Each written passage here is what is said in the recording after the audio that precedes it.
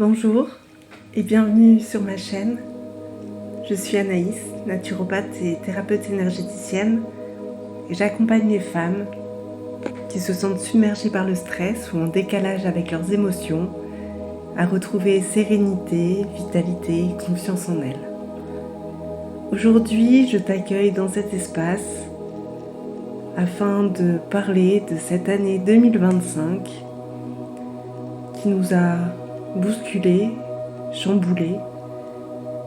Une année dont on doit parler pour la clôturer en beauté avant de s'ouvrir pleinement à 2026.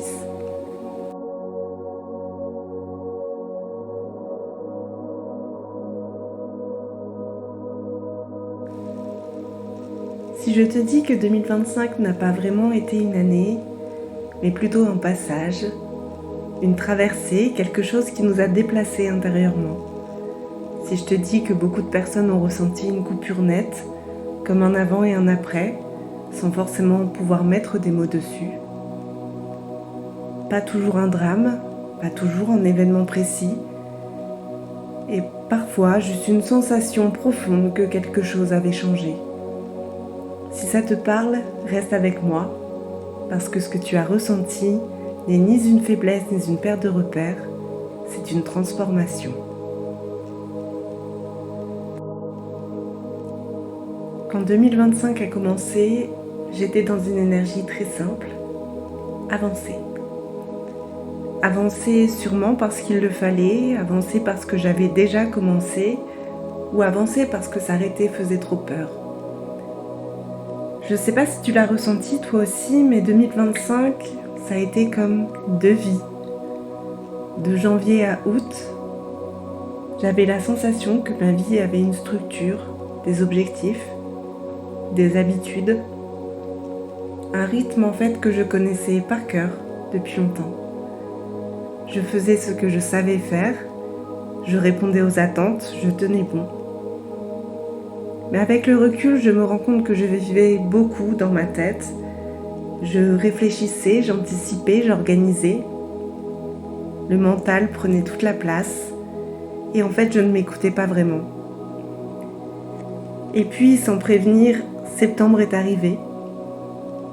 Il n'y a pas eu de rupture spectaculaire, pas de décision radicale, quoique, juste une sensation persistante. Ce que je vivais ne me nourrissait plus de la même façon. Les mêmes situations, les mêmes personnes, les mêmes projets. Une autre énergie à l'intérieur de moi.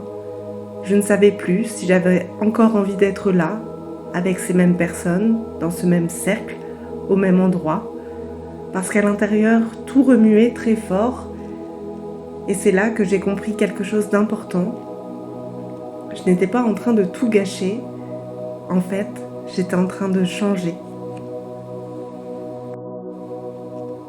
Je viens de te raconter brièvement ce que moi j'ai ressenti pendant cette année parce que je pense que nous sommes nombreux à avoir ressenti ce changement presque brutal.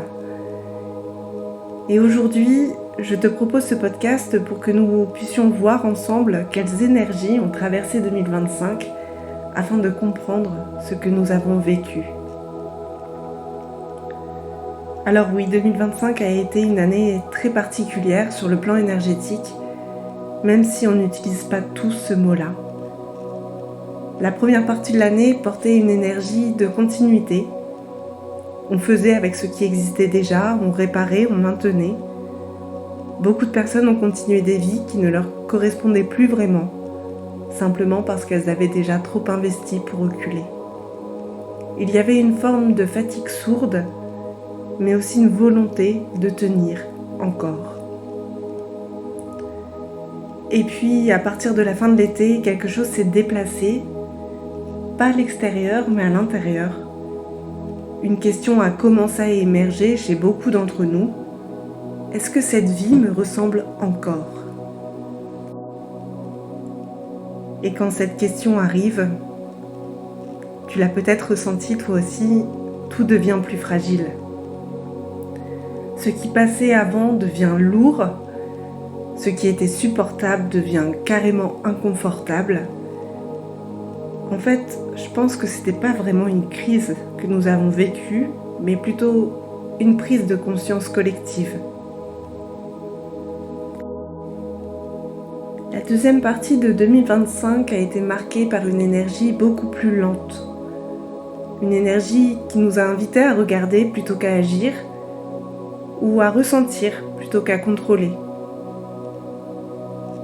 Beaucoup de personnes ont ressenti le besoin de se retirer un peu, histoire qu'il y ait moins de bruit, moins de sollicitations, moins d'obligations sociales aussi. Et c'est vrai que parfois, le fait de se retirer, le fait de changer, ça fait peur.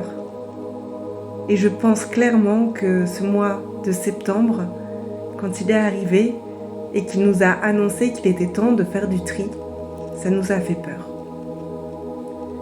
Parce que ralentir, c'est aussi entendre ce qu'on évitait jusque-là.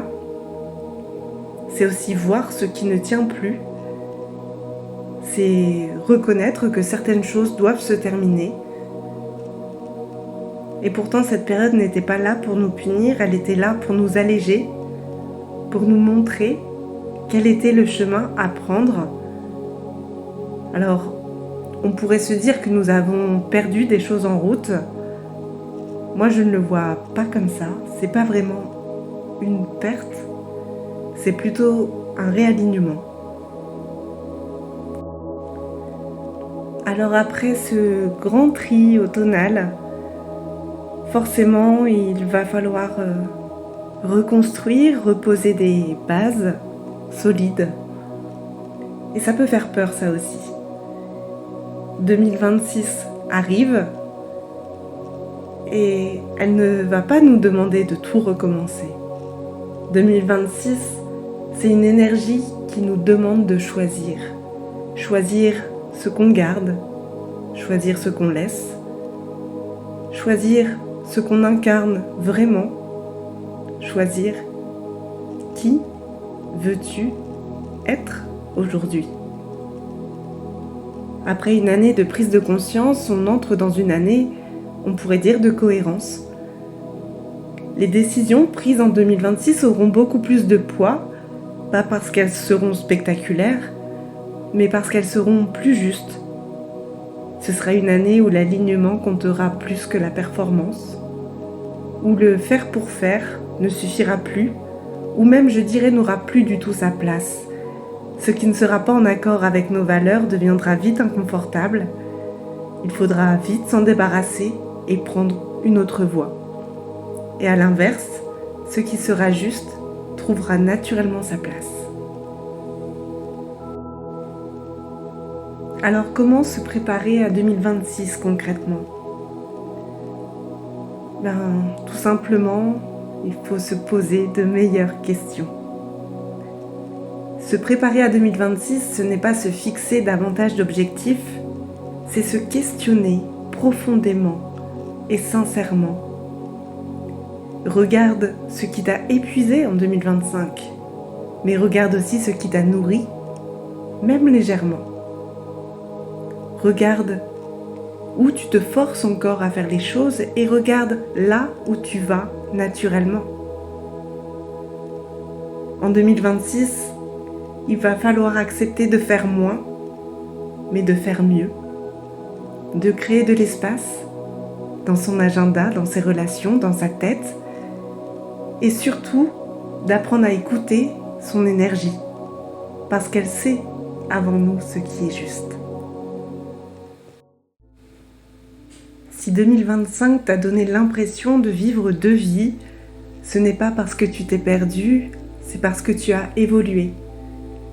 Parfois on ne change pas brutalement, on se déplace intérieurement et tout le reste suit. Alors, si tu souhaites refermer en douceur ce cycle et t'ouvrir à quelque chose de neuf, je te propose un exercice.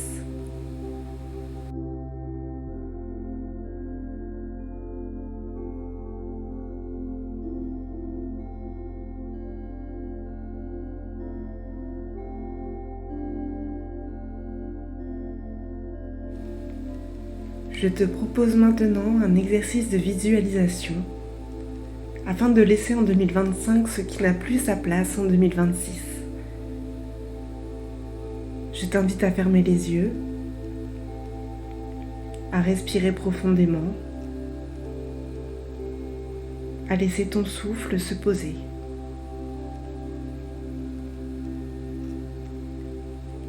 Visualise maintenant une lumière lumineuse devant toi. Elle représente le passage symbolique entre 2025 et 2026.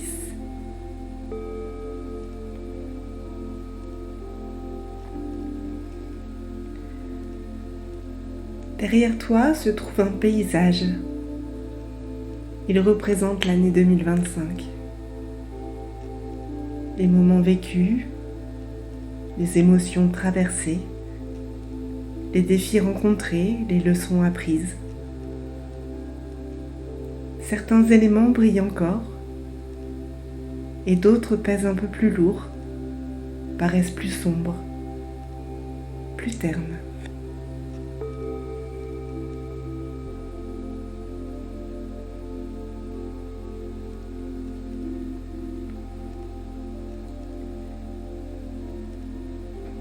Observe ce qui dans ce paysage n'a plus de raison de t'accompagner. Peut-être est-ce une peur, une croyance limitante, une habitude, une situation ou encore une relation. Choisis spontanément un élément. Le premier qui se présente à toi. Donne-lui une forme, une couleur, une texture.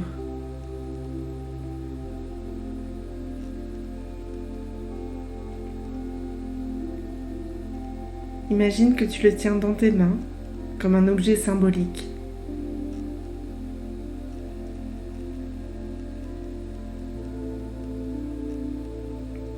Ressens son poids, sa température, sa texture, sa forme, sans jugement.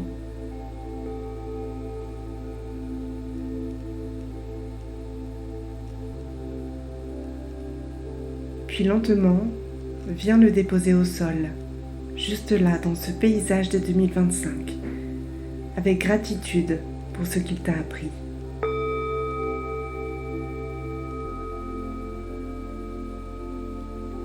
Regarde-le se fondre dans le paysage, il ne t'appartient plus.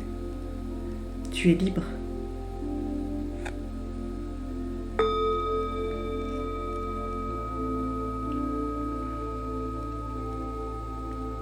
Prends maintenant une grande inspiration profonde.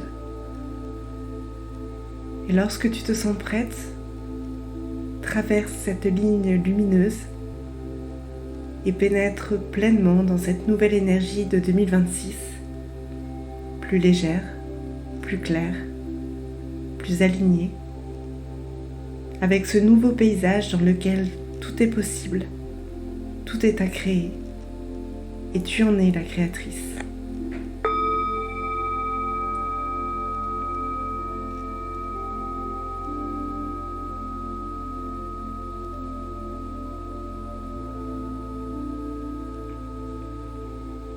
Lorsque tu le souhaites, tu peux rouvrir les yeux, revenir à l'instant présent avec cette énergie choisie.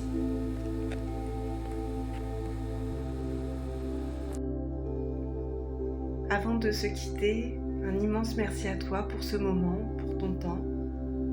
Merci d'avoir été à l'écoute jusqu'au bout. Merci de t'être offert ces quelques minutes. Je te souhaite une très belle année 2026, remplie de lumière, d'amour, de projets inspirants. Et on se retrouve très bientôt pour un nouvel épisode. Ciao.